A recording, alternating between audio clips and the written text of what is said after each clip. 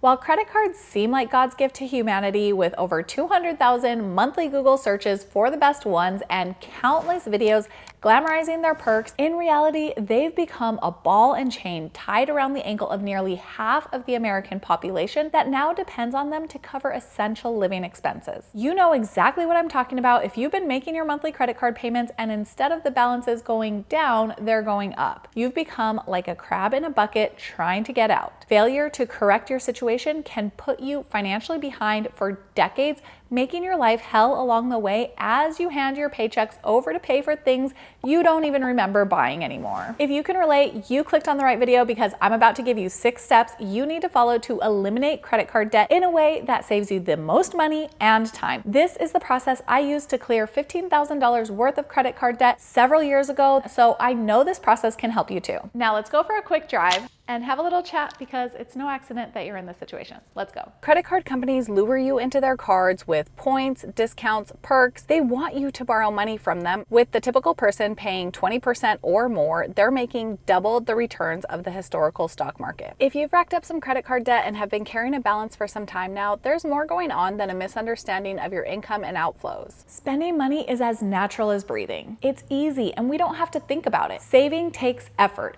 It means we have to say no to things we've gotten used to. Of course, it's so much deeper than coffee. You've likely been overspending in every area of your life, from your car payment to your groceries, and now compounding is working against you. I'm guessing you got busy with life and lost touch with how much of an impact carrying that high interest debt can have on your financial future. If you've racked up the average household credit card debt balance of $5,000 with a 20% rate and you only make the minimum payment, it'll take you 15 years to pay this off and you'd end up paying $10,700, which literally means you pay double for everything you ever put on that card. It's quite the opposite of a sale. If you thought an $8 coffee was pricey, how does a $16 one feel instead? All right, my friends, now that we've explored this crab bucket that you might be in, let's get into some logistics of getting you free from this nightmare. First, make a commitment to stop adding to your credit card debt. It's really hard and confusing to pay down debt while adding to it. And no amount of points or perks is worth it if you've gotten to the place where you're watching this video. Once you've gotten your cards completely paid off, you can revisit using them for points responsibly. For now, freeze your cards by calling the companies and asking that they put a freeze on your purchases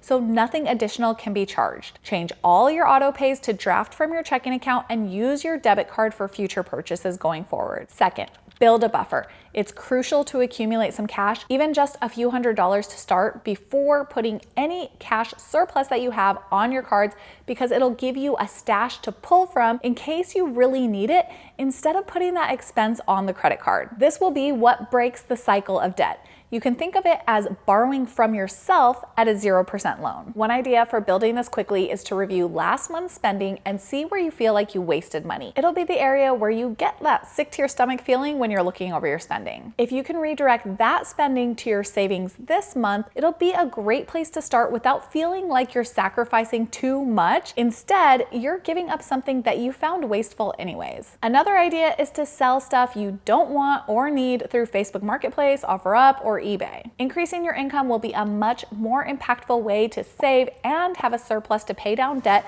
because there's only so much cost cutting you can do, but this likely is going to be a longer strategy than cutting costs. So it's good to do both, with an emphasis on cutting costs in the short run and then increasing your income for the long run. Step 3 is to gain a clear understanding of your debt situation.